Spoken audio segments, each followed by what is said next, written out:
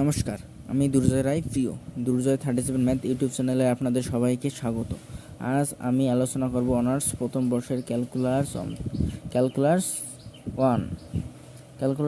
এর চ্যাপ্টার 3-এর মূল নিয়মে অন্তরীকরণ নিয়ে আলোচনা করব। তাহলে চলো শুরু করি। তাহলে চ্যাপ্টার 3-এর এ হচ্ছে মূল নিয়মে অন্তরীকরণ। তাহলে মূল নিয়মে অন্তরীকরণ করার জন্য আমাদের একটা সূত্রের প্রয়োজন। সেই সূত্রটা হচ্ছে d/dx f of x equal limit h tends to 0 f of x plus h minus f of x ভাগ h। তাহলে এই সূত্রের সাহায্যে আমরা মূল নিয়মে অন্তরীকরণ নির্ণয় করব। তাহলে প্রথমে আমরা বের করি মূল নিয়মে sin x এর অন্তরজ নির্ণয়। তাহলে প্রথমে আমরা sin x এর অন্তরজ নির্ণয় করব, সেটা হচ্ছে মূল নিয়মে। তাহলে চলো শুরু করি।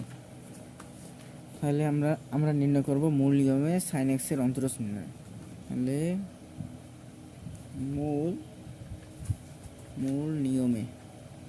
নিয়মে sin x এর অন্তরজ নির্ণয়। sin x এর অন্তরজ নির্ণয়। তাহলে আমরা মূল নিয়মে sin x এর অন্তরজ নির্ণয় করব। তাহলে ধরি নেই সমাধান ধরি। তাহলে ধরি নেই f of x equal sin x। f of x equal আমরা sin x ধরে নিলাম। তাহলে f of x equal sin x, বা আমরা ধরি নেই f of x plus h। f of x equal sin x plus h। তাহলে এটা আমরা নিলাম। এখানে আমরা কি f of x equal sin x, আর এখানে f of x plus h, মানে x এর জায়গায় আমরা x plus h, সেহেতু এখানে এই যে sin x এর জায়গায় আমরা x plus h এটা নিলাম। তাহলে এখন আমরা সূত্রটা জানি। সুতরাং d/dx sin x, সুতরাং d/dx sin x equal limit h tends to 0 sin x plus h minus sin x ভাগ হচ্ছে h। তাহলে সূত্রটা কি, আমরা সূত্র এই জায়গায় আমি লিখে দেই। সেটা হচ্ছে d/dx f of x equal limit h tends to 0 সেটা হচ্ছে f x plus h minus f of x ভাগ h। তাহলে এটা হচ্ছে সূত্র, সেই সূত্রটাই আমরা এখানে ফেলালাম। এটা f of x হচ্ছে sin x, সুতরাং limit h tends to 0 sin x plus h minus sin x ভাগ h।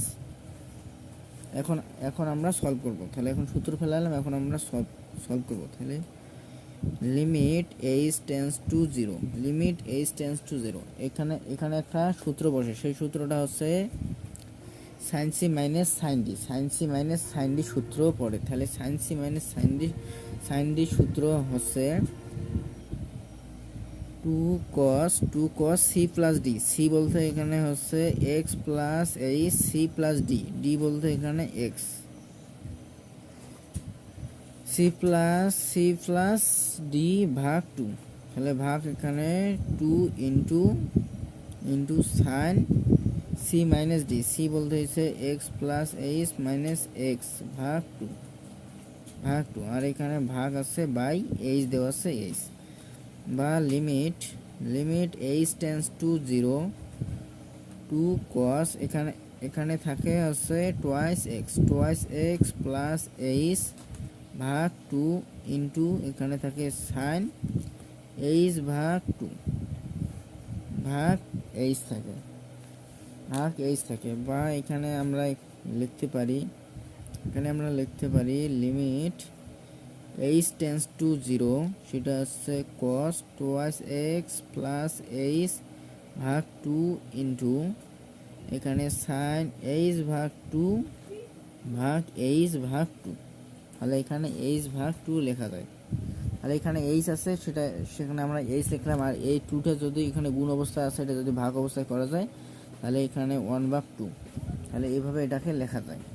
বা আমরা লিখতে পারি limit h tends to 0 cos twice x plus H ভাগ 2 আর ইন্টু 1।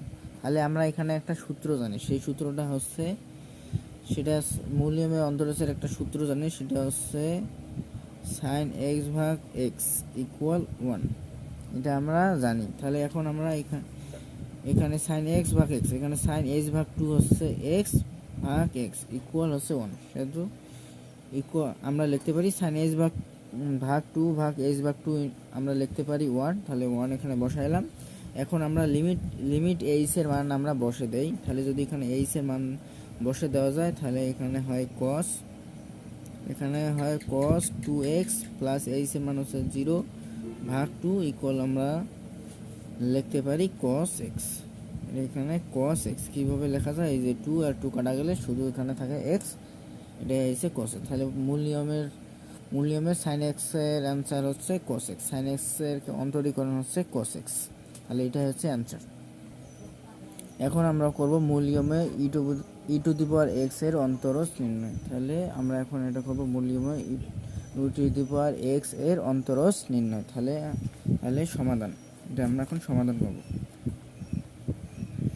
তাহলে এখানে ধরি e to the power x, এটা না, আমরা ধরবো e to the power f of x equal e to the power x, এটা আমরা ধরে নিলাম। তাহলে ধরি e to the power x equal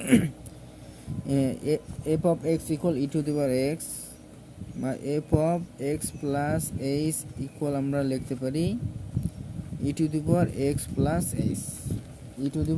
plus h। এখন আমরা সূত্র ফেলাই। সুতরাং d by dx e to the power x equal limit h tends to 0 e to the power x plus h minus e to the power x ভাগ h। তাহলে এখন আমরা এখানে সূত্র ফেলাইলাম, equal limit h tends to 0। তাহলে এখানে আমরা যদি e to the power x যদি কমন নেই, তাহলে এখানে থাকে e to the power x plus h ভাগ e to the power x। যেহেতু এখানে e to the power x নাই, সেহেতু এখানে ভাগ অবস্থা হবে, আর মাইনাস এখানে 1 হবে, আর বাই h আছে, h হবে, বা equal limit h tends to 0 e to the power x, এটাকে লেখা যায় e to the power x plus h minus x. আর যেহেতু এখানে ভাগ অবস্থা আছে, সেহেতু সূচকের নিয়মে এখানে মাইনাস হবে, মাইনাস এক্স, এখানে মাইনাস 1 হবে বাই এইচ, বা লেখা যায় limit h tends to 0 e to the power x by e to the power h minus 1 ভাগ h E to the power x. যেহেতু এটা একটা ধ্রুবমান, সেহেতু আমরা এখানে লিমিটের আকপাশে আমরা নিলাম e to the power x, limit h tends to 0 1 ভাগ h। এখন আমরা এখানে একটা সূত্র জানি, সেই সূত্রটা হচ্ছে e to the power x এর সূত্র। ই টু দি পাওয়ার এক্স এর বিস্তারের একটা সূত্র আছে, সেই সূত্রটা হচ্ছে e to the power x equal 1 plus x plus x square ভাগ 2 factorial plus dot dot dot. তাহলে এটা হচ্ছে e to the power x এর বিস্তারের সূত্র। সেই সূত্রটা আমরা এখানে যদি ফেলাই, তাহলে এখানে হবে 1 প্লাস এটা ই টু দি পাওয়ার এক্স এর বদলে এখানে এইচ আছে, সেহেতু আমরা এইচ লিখলাম e to the power h plus h square ভাগ 2 factorial plus dot dot dot, আর এখানে আছে মাইনাস 1। তাহলে ই টু দি পাওয়ার হচ্ছে এইচ এর সূত্র, ইকুয়াল আমরা লিখতে পারি e to the power x.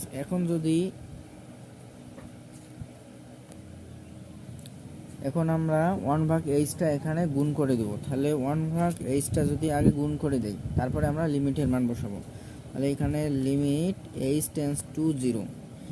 এখন এই যে এখানে আছে +1, এখানে আছে -1, +1 -1 কাটা যায়, আর থাকে শুধু থাকে h + h² ভাগ 2 প্লাস ডট ডট ডট। তাহলে এখন আমরা যদি 1 ভাগ h যদি গুণ করে দেই, তাহলে h ভাগ h ইকুয়াল আমরা এখানে 1 লিখতে পারি, প্লাস এখানে আমরা লিখতে পারি h ভাগ 2 factorial plus dot dot dot plus dot dot dot. তাহলে এখন আমরা যদি লিমিটের মান বসাই, তাহলে e⁴x into 1 plus 0 plus dot dot dot, বা আমরা লিখতে পারি e⁴x। যেহেতু এখানে h এর লিমিট হচ্ছে 0, h এর মান যদি 0 বসাই তাহলে পুরোটাই 0 হয়, তাহলে আমরা ডাইরেক্ট লিখতে পারি e⁴x। তাহলে অন্তরজ হচ্ছে e⁴x, e⁴x এর অন্তরজ হচ্ছে e⁴x। এবার আমরা সলভ করব, সেটা হচ্ছে মূল নিয়মে ln x এর অন্তরজ নির্ণয়। তাহলে মূল নিয়মে কিভাবে ln x এর অন্তরজ নির্ণয় করা যায় সেটা এখন সলভ করব। তাহলে সমাধান তাহলে কি ধরি বা মনে করি f of x ইকুয়াল আমরা ধরি ln x f(x plus h), f(x plus h) equal ln x plus h, এটা আমরা নিলাম। তাহলে এখন আমরা সূত্রটা ফেলাই, সুতরাং d/dx ln x equal limit h tends to 0 ln x plus h minus ln x ভাগ h, তাহলে equal limit h tends to 0। তাহলে এখানে শুধু যদি একটা লন নেই, তাহলে এখানে হয় লনের সূত্র হিসেবে, যেহেতু এখানে মাইনাস সেহেতু এখানে ভাগ হবে। তাহলে x প্লাস h ভাগ x ভাগ h, বা এখানে লেখা যায় limit h tends to 0 ln 1 plus h ভাগ x ভাগ h equal limit h tends to 0 equal. আমরা এখানে একটা সূত্র জানি, সেটা হচ্ছে বিস্তারের সূত্র। সেই সূত্রটা হচ্ছে ln 1 প্লাস x এর একটা বিস্তারের সূত্র জানি। সেই সূত্রটা হচ্ছে x মাইনাস x² ভাগ 2 ফ্যাক্টোরিয়াল প্লাস x³ ভাগ 3 factorial minus dot dot dot. তাহলে এটা সূত্র আমরা জানি, ln 1 প্লাস x এর এটা হচ্ছে বিস্তারের সূত্র। সেই সূত্রটা আমরা এখানে ফেলাবো। তাহলে এখানে যদি ফেলাই, এখানে 1 ভাগ h, তাহলে ln 1 প্লাস x এর সূত্র হচ্ছে প্রথমে হচ্ছে x বলতে এখানে হচ্ছে h ভাগ x, তারপরে মাইনাস আছে এটা হচ্ছে x² বলতে হচ্ছে h² ভাগ x² ভাগ 2 ফ্যাক্টোরিয়াল বলতে 1 ভাগ 2 হবে, তাহলে 1 ভাগ 2, তারপরে হচ্ছে প্লাস x, আর এখানে আছে x³ বলতে হচ্ছে h ভাগ x তার উপর কিউব 3 ফ্যাক্টোরিয়াল 1 ভাগ 3 factorial minus dot dot dot, তাহলে মাইনাস ডট ডট ডট এটা হচ্ছে ln 1 প্লাস h ভাগ x এর সূত্র, বা লিমিট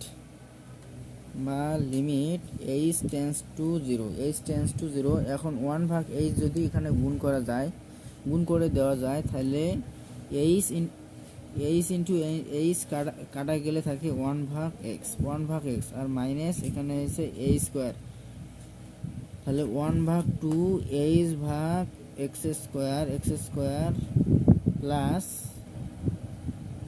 প্লাস এখানে হবে 1 ভাগ 3 ফ্যাক্টোরিয়াল h² ভাগ x³ minus dot dot dot. এখন যদি আমরা লিমিটের মান বসে দেই, তাহলে 1 ভাগ x মাইনাস 0 প্লাস 0 মাইনাস 0 এইভাবে ডট ডট ডট। তাহলে h এর মান, যেহেতু এখানে লিমিটের মান দেওয়া আছে 0, মান বসালে এখানে 0 হয়, ইকুয়াল আমরা লিখতে পারি 1/x। সুতরাং আমরা মূল নিয়মে লন এক্স এর অন্তরজ হচ্ছে 1/x, এটা হচ্ছে অ্যান্সার।